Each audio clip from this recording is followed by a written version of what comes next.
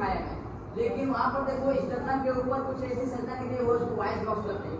ये जो एक हड्डी दिख रही है, ये वाली दिख रही है ना, इसको हंसली कहते हैं, इसको ब्यूटी बोन कहते हैं, इसका नाम होता है कैल्विकल बोन। ये बहुत नाजुक होती है, टूट जाती है, ठीक है। ये यही हड्डी आके यहाँ पर ये कंधे से ज्वाइंट होती है और कंधे अपने आप में मूवमेंट करती है। इसके नीचे क्या होता है, फेफड़ा होता है, पिंक कलर का दिख रहा है, फेफड़ा होता है। जब हम सांस लेते हैं तो क्या हो जाता है, फूल जाता है, और जब सांस छोड़ते हैं तो क्या हो जाता है, सिकुड़ जाता है। इसके साथ साथ हड्डियां भी क्या करती हैं, मूवमेंट करती हैं। हड्डियां भी क्या होती हैं, इसके साथ साथ बाहर जाती हैं और अंदर आती हैं। और यहाँ पर दिख रहा होगा, ये दिख रहा है ना, yes, ये होता है लीवर। क्या होता है, लीवर। अब तक की सबसे बड़ी ग्रंथि कौन है, लीवर। और लीवर के नीचे यहाँ पर दिख रहा होगा वो होता है स्टमक। क्या होता है, स्टमक। इसी को पेट कहते हैं। ये पूरी संरचना का ये पेट नहीं होता है, जबकि इसी को कहते हैं पेट।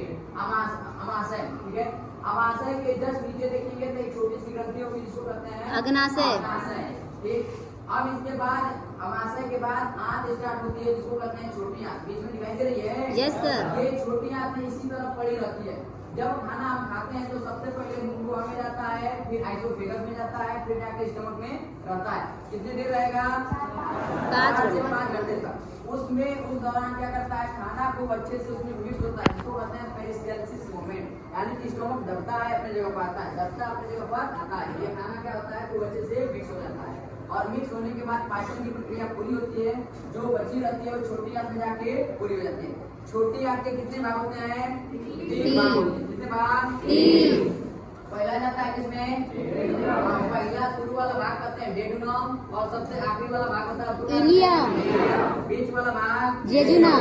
छोटी आंत के भाग होते हैं और इसी तरह बड़े होते हैं। तो आप तुम लोग बताओ, छोटी आंत छोटी होती है क्या, नो सर।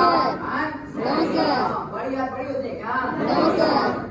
छोटी आंत बड़ी होती है लेकिन डायमीटर पतली होती है। देख लो, तुम ही देख सकते हो कि बड़ी आंत कितना है और छोटी आंत कितना है, ठीक है। तो बड़ी आंत छोटी होती है लेकिन डायमीटर में क्या आती है, बड़ी होती है, और छोटी आंत बड़ी होती है लेकिन डायमीटर में पतली होती है। आई बात समझ में, यस सर।